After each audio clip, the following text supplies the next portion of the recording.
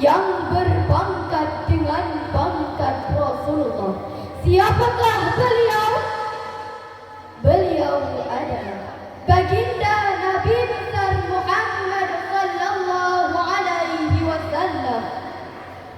Penghormatan saya kepada Ketua Gugus Tua Jangka, kepada seluruh panitia personi yang sudah bersusah payah membuat acara ini, kepada seluruh dewan guru di Gugus Tua Jangka, dan kepada dewan juri yang akan menilai kami dengan seadil-adilnya, dan kepada teman-teman dan audiens yang telah berhadir pada hari ini.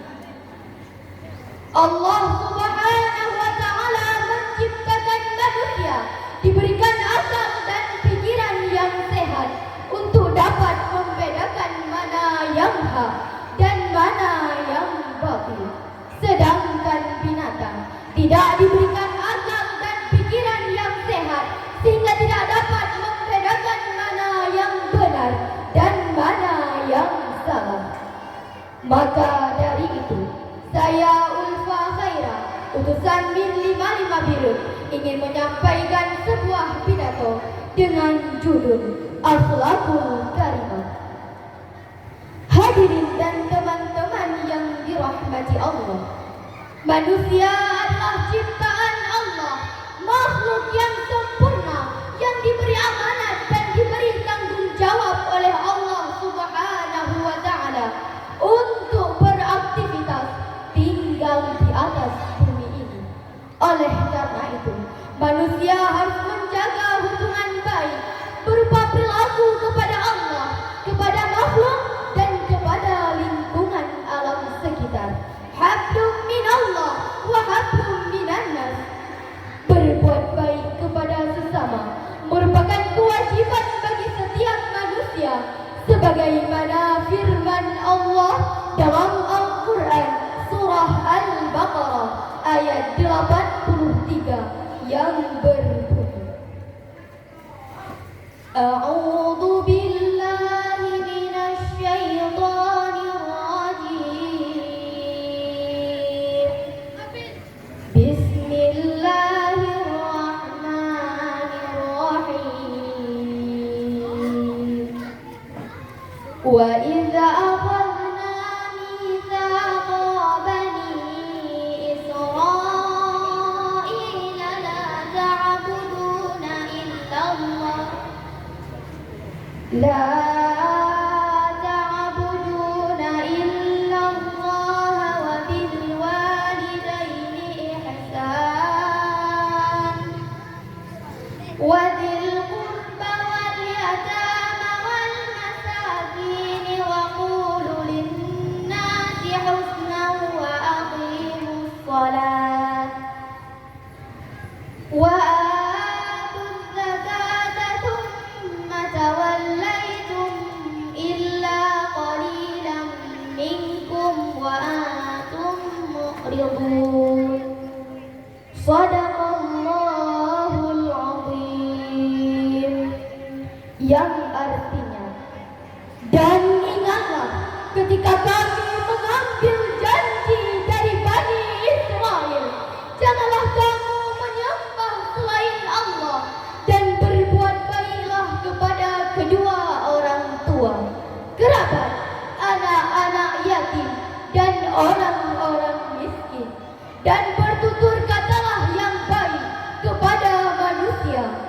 Laksanakanlah salat dan tunaikanlah zakat, tetapi kemudian kamu berpaling atau mengingkari, kecuali sebagian kecil dari kamu, dan kamu masih menjadi pembangkang. Dari penggalan ayat tersebut jelas bahwa kita diperintahkan untuk memiliki akhlak kepada Allah Subhanahu wa Ta'ala yang telah menciptakan bumi dan segala isinya, akhlak kepada kedua orang tua yang telah melahirkan dan membesarkan kita, kepada kerabat, anak-anak yatim, dan perintah untuk berbicara baik kepada orang lain, tidak hanya dengan kata-kata indah, tapi dengan kata-kata yang benar, sehingga terkandung di dalamnya perintah amar ma'ruf nahi munkar. Ma'asyaral muslimin rahimakumullah, hubungan dengan sesama manusia dan lingkungan di sekitarnya terwujud dalam akhlak dan perilaku yang baik, sebagaimana hadis yang diriwayatkan oleh Bukhari, innama bu'itsu liutammima makarimal akhlak, sesungguhnya aku diutus ke dunia ini untuk menyempurnakan akhlak yang baik. Dari hadis di atas kita tahu bahwa akhlak yang baik memiliki posisi yang sangat penting dalam agama Islam. Oleh karena itu, Islam mengukur keimanan seorang hamba berdasarkan keutamaan-keutamaan yang ada pada dirinya serta akhlak baiknya. Rasulullah juga pernah ditanya tentang amalan apa yang paling utama. Beliau menjawab, akhlak yang baik. Marilah kita melihat ke hal yang paling mendasar dalam kehidupan kita, yakni pendidikan. Dalam era teknologi saat ini, pendidikan moral sangat dibutuhkan oleh pelajar-pelajar generasi sekarang ini. Bukan hanya sekedar pelajar formal yang kita butuhkan, tapi dibutuhkan adalah pendidikan moral yang harus terus dibangun agar kelak para pelajar menghasilkan manusia-manusia yang bermoral dan berakhlak mulia. Banyak contoh yang terjadi di sekitar kita. Tidak sedikit para intelektual yang pintar-pintar, tapi tidak dibarengi dengan moral dan akhlak yang baik.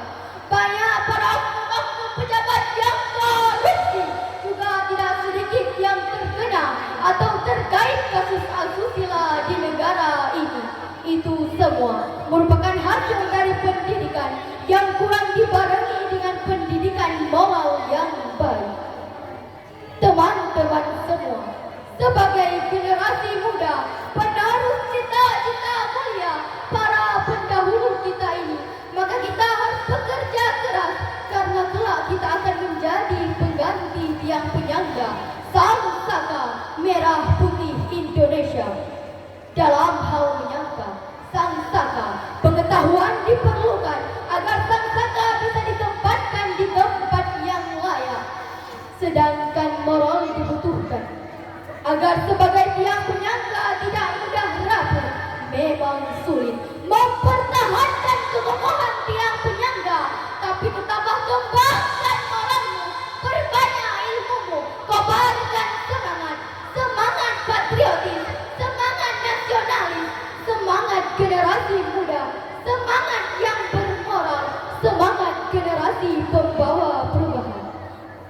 Ma'asyaral muslimin rahimakumullah, kesimpulan yang dapat kita ambil dari ceramah singkat ini adalah akhlakul karimah merupakan suatu modal dalam hidup ini untuk mencapai kemakmuran, kebahagiaan, dan kerukunan.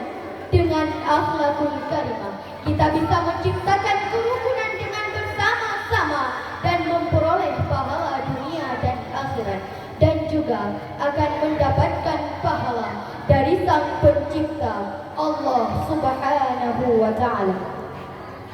No matter how intelligent you are, if you can't respect any other, if you can't it doesn't fine. Secerdas apapun kamu, jika kamu tidak berbuat baik kepada orang lain, semuanya sia-sia belaka. Jika pedang melukai tubuh, ada harapan untuk sembuh. Jika lisan melukai hati, kemana obat harus dicari? Wabillahi taufiq wal hidayah, waridatu walinayah. Wassalamu alaikum warahmatullahi wabarakatuh.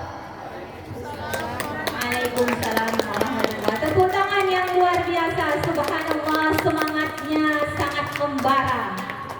Mudah-mudahan